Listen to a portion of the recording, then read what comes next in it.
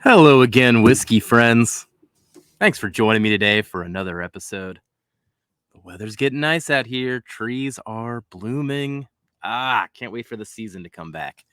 And I was really excited when this came back. We got a Maker's Mark limited release here, the BEP. That stands for barrel entry proof on this one. We'll get into the description in just a moment. But I have been a big fan of the series. That doesn't mean I've actually liked them all, but I have had fun exploring them all. What I'm sad about is they're saying on the back of this is the last of the wood finishing series.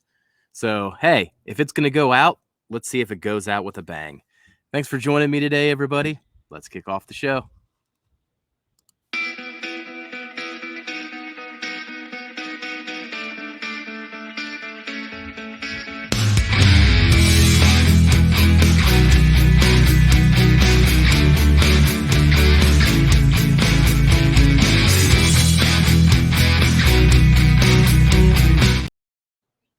All right. It's got a fresh pour here. Let's let that sit. Let's go through some details before we get into the tasting notes. So on the front here, it says BEP, an expression with prominent wood sugars bringing forth strong notes of vanilla, caramel, and sweet spice. Definitely agree with some of those. The stave details on this one are 10 virgin toasted American oak staves, which is very similar to prior releases. So I've still been trying to figure out what actually distinguishes this one. And then on the back, let's see here. We're showcasing the influence of our unique 110 barrel entry proof, BEP, so that's what it stands for. We go in with this lower proof to achieve a one-in-a-kind taste profile. So last in the series, I'm not sure what the next chapter is going to be. It actually specifies that this is the first chapter, I guess. So this is the end of the first chapter. Hey, we'll see what second chapter brings. I have managed to get my hands on every single one of these. This one did cost $70, and it's 110.7 proof. All right. Well, let's get into the tasting details here. We're going to go into the nose, then we'll break down the palate, and then at the end of this, hey, let's see what the final score is.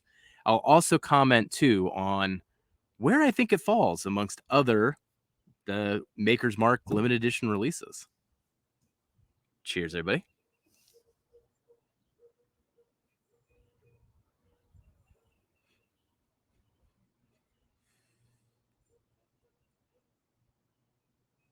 Gosh.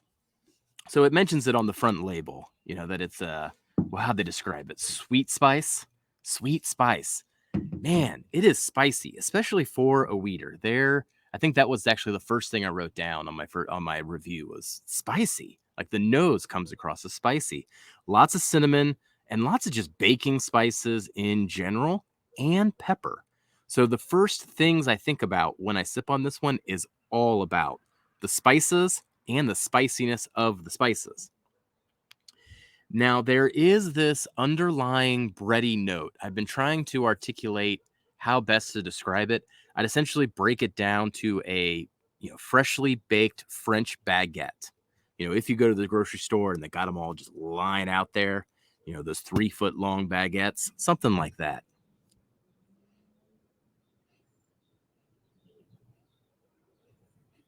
I also get a salted caramel, maybe a slight chocolate, but I go back and forth on that one. And what I really like about it, especially for a maker's, is that there is this melody of fruits going on. I'd equate it to a little bit of cherry, but really an apple starts shining through. And those fruits are covered in a whipped cream as well. So they mentioned vanilla on there. I guess I'm translating that to a whipped cream. Oh, very good. One of my best first impressions on a maker's nose in quite a while, too. Maybe my favorite first impression on any of the wood finishing series on the nose in particular. But man, I have to go to some very special private selects that impressed me this much. That's it for the nose. Let's go in for a taste.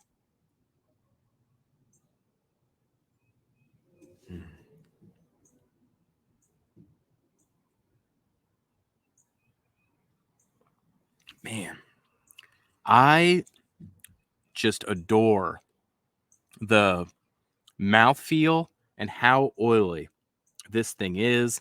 It coats every part of the mouth and it just explodes with flavor everywhere initially. That cherry comes back, still lots of cinnamon, burnt brown sugar, those baking spices. So that's still a theme, the spicy spices. Man, I get that whipped cream again. So you get that vanilla whipped cream. And once again, man, with that whipped cream too, it is like creamy, like a whipped cream. Like if you were to make your own whipped heavy cream a little bit, but you don't go all the way to solidifying it, like it's that creamy. Man. All right, let's go to the mid palate.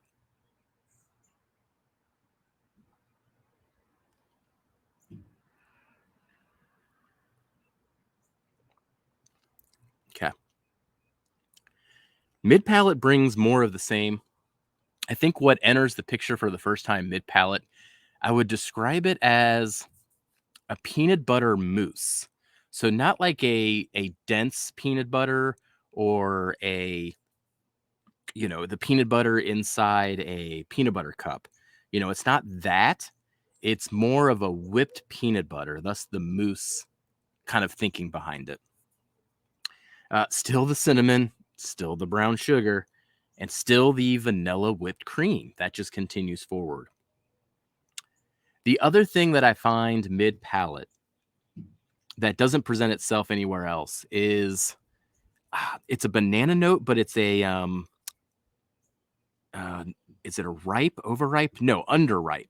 That's what I'm looking for. Underripe banana. So a green banana, essentially. It's something like that, like a banana that's not quite there yet, at least in my terms, where I like, the banana to be perfectly yellow.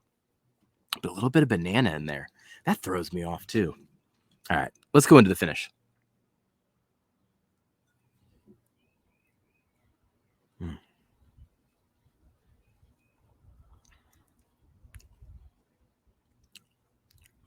Hmm.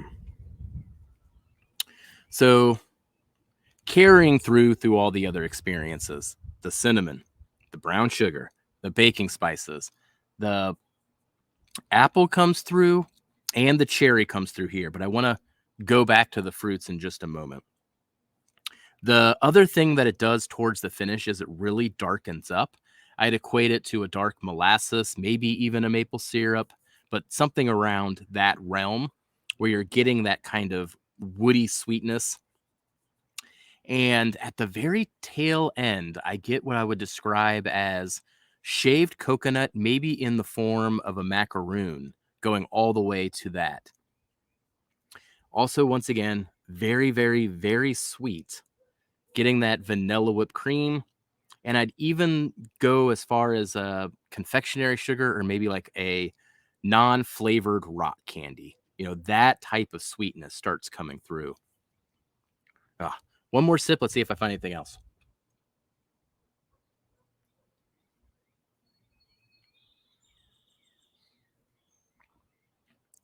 Man, actually got that banana note a lot more prominent on that sip than I have any prior sips. I'm going to keep coming back to that one as I explore this further. But I am extremely impressed with this experience, especially with the mouthfeel and the initial flavor blast. I actually think that's the best part of the experience is actually the initial entry. So let's get into the scores here and break this one down a bit. So as you can see here, very, very enjoyable pour. So here on the site, we do break the scores down into a 3-tier scoring system. Flavors worth 40%, experience is worth 50%, value is worth 10%. Flavors, just how enjoyable it was every step of the way. Smiles on my face on that one. Experience, that's the more technical score, the mouthfeel, the complexity, the depth. And then value, how happy am I for what it offered at the price that it paid, price I paid. So in this regards, it was $71. I think it was $79.99. But ultimately, this netted out at a great score of an 81 overall.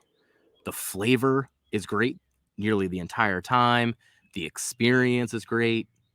And ultimately, then hey, value, $70 for experience like this, perfectly happy to pay that. So would I recommend this bottle? Yeah, I would. This is 9 out of 10 for me. As I mentioned before, I have gotten to try every single one of the Maker's wood finishing series thus far. I still have a bottle of each and every one. I think this ranks up there with either the FAE01 or the RC6. I'll have to blind those at some point. This may, in fact, be my favorite of the entire series. And I think it's because of the experience and the mouthfeel and that initial flavor blast. I mean, this is one of the most flavorful Makers I can remember. I mean, I've got some private selects that hit above this, but man, I don't even know about that mouthfeel part of it. This one just sticks out as a special Makers to me. So do I plan to buy another? Yes, I would like a backup of this one. I do wonder if this one will move faster than what I saw last year. In my area in Northern Kentucky, these Maker wood finishing series actually tend to sit, which I'm surprised about. So hopefully I do get a chance to grab another. I do feel like nearly everyone that sipped on this one has had positive things to say, though. So maybe this one could move better than the other ones.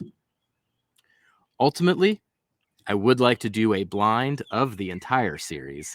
Now, I did mention off the top, as much as I can praise this one, I haven't liked all of these. The, what is it? The SEC3PO1. I wasn't a big fan of that one.